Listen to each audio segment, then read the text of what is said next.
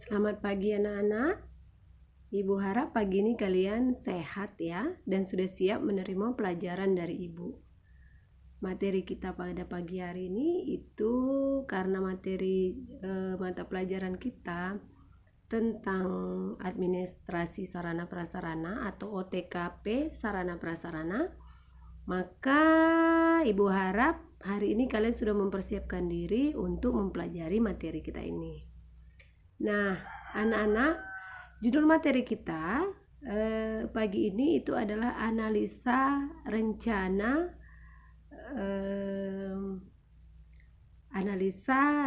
kebutuhan sarana dan prasarana. Minggu lalu juga kalau ibu tidak salah sudah ibu kasih tahu ke kalian ya, kalau materi kita minggu ini tentang analisa sarana dan prasarana. Nah, kalau sarana dan prasarana sendiri, anak-anak sekalian pasti sudah hafal ya, atau sudah masih mengingat karena kita sudah mengulang-ulangnya beberapa kali. Nah, kali ini kita bercerita atau membahas tentang apa itu apa itu rencana sarana prasarana. Gitu ya. Nah, analisa ini muncul dikarenakan adanya inventarisasi dari setiap unit yang ada di setiap perusahaan gitu ya. Jadi mereka menginventarisasi barang-barang yang memang mereka butuhkan. Apakah barang itu yang rusak atau yang habis atau memang akan diadakan begitu ya.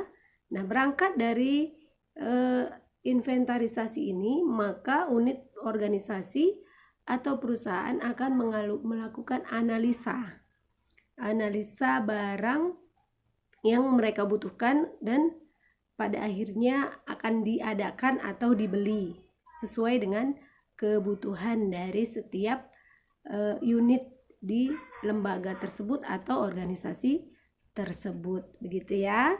Nah, hal-hal yang dipertimbangkan ketika melakukan analisa rencana sarana prasarana ini ada beberapa. Itu yang pertama, diklasifikasikan dulu alatnya. Alat apa yang dibutuhkan gitu ya. Apakah itu komputer ataukah barang habis pakai atau barang yang pengganti begitu ya. Diklasifikasikan mana yang memang dibutuhkan lebih awal gitu ya. Kemudian yang berikutnya itu adalah spesifikasi alat. Nah, ini juga diperlukan karena apa? Karena disesuaikan dengan alat yang ada. Misalnya tinta gitu ya, tinta print misalnya. Nah, itu disesuaikan dengan printer yang ada di perusahaan tersebut atau di organisasi atau di lembaga tersebut sehingga tidak salah membeli tintanya gitu ya. Itu yang dimaksud dengan spesifikasi alat. Lalu lokasi alat itu digunakan. Itu di mana gitu? Apakah di setiap unit atau di tempat produksi atau bahkan di ruang pimpinan gitu ya. Kemudian kapan alat itu digunakan? Apabila dalam jangka waktu dekat, maka mau tidak mau seorang administrator ini harus segera mengadakannya gitu ya. Nah, tapi kalau memang dalam waktu atau dalam keperluan penggunaannya itu masih ada perlu jangka waktu yang lama, jadi itu boleh di nomor 2-kan pada saat mengadakannya begitu ya. Kita lanjutkan lagi, itu jumlah yang diperlukan. Nah, ini juga butuh karena supaya ketika kita membeli alat itu tidak terlalu banyak atau sesuai dengan kebutuhan, itu maksudnya ya. Nah, sampai di sini anak-anakku sudah paham? Nah, ibu harap paham. Nanti materi ini akan kita bahas dan ibu akan berikan gambar-gambar atau pengertian lebih mendasarnya lagi ya. Nah, kemudian jenis analisa itu ada 2, yaitu analisa kualitatif dan analisa kuantitatif. Nah, ini berbicara tentang jumlah dan mutu dari setiap alat atau sarana prasarana yang tadi mau kita beli gitu ya. Maksudnya yang disebut dengan analisa kualitatif dan analisa kuantitatif ini. Kemudian analisa kebutuhan ini terbagi juga menjadi beberapa bagian supaya dibedakan di mana atau keperluan barang-barang apa yang memang dibutuhkan. Nah, yang pertama itu disebut dengan barang tidak bergerak.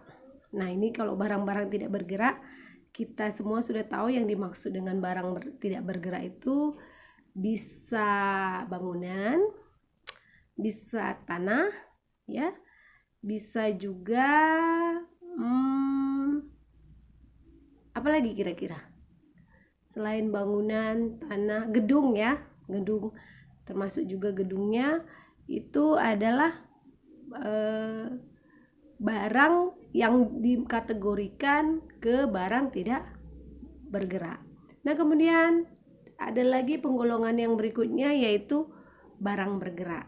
Barang bergerak itu apa saja? Nah, itu bisa lemari, meja, laptop, komputer, dan masih banyak lagi yang disebut ke dalam sarana yang menunjang kegiatan perkantoran di sebuah lembaga ataupun organisasi, begitu ya. Nah, itu yang dimaksud dengan barang bergerak. Lalu ada lagi yang barang berbentuk hewan ya. Itu ada juga kadang-kadang kala di sebuah organisasi atau perusahaan ataupun lembaga, barang yang berbentuk hewan ini perlu juga diadakan seperti itu ya. Walaupun tidak banyak, tapi ada. Lalu berikutnya itu barang persediaan. Nah, ini disebut juga dengan barang pengganti. Kenapa? Karena misalnya nih, kita punya laptop atau komputer gitu ya. Ternyata mouse-nya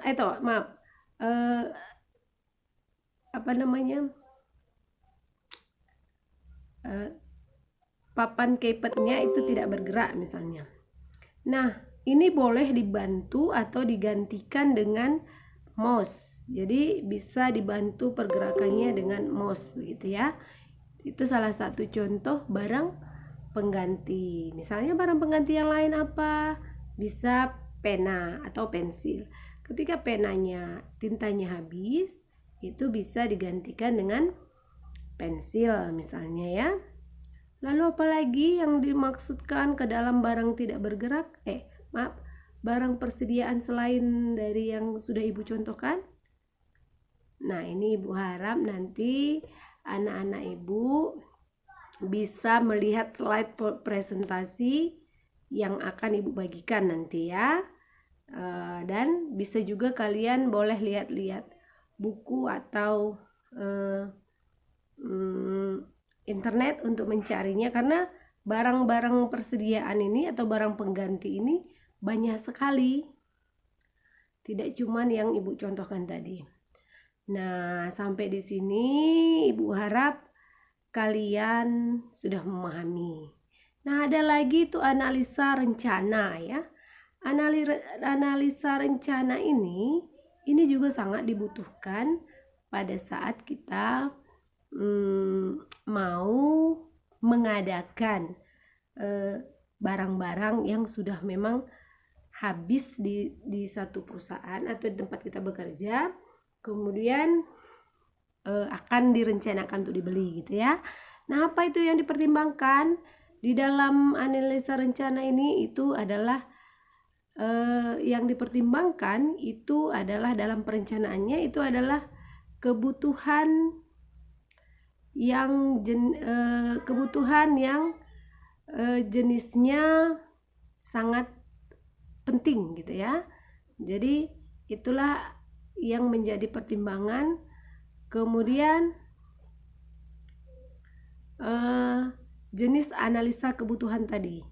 Nah, ini juga termasuk ke dalam pertimbangan yang harus dipikirkan atau dibuat draftnya oleh seorang staff sebelum mereka membeli barang-barang yang memang akan dibeli gitu ya, untuk memenuhi kebutuhan sebagai penunjang kinerja dari baik itu karyawan maupun pimpinannya. Demikian materi kita hari ini tentang analisa sarana, kebutuhan sarana dan prasarana di sebuah lembaga atau kantor ataupun perusahaan. Ibu harap anak-anak sekalian sudah memahami dan mengerti. Nah, nanti akan kita pelajari lebih lanjut lagi. Terima kasih. Selamat pagi.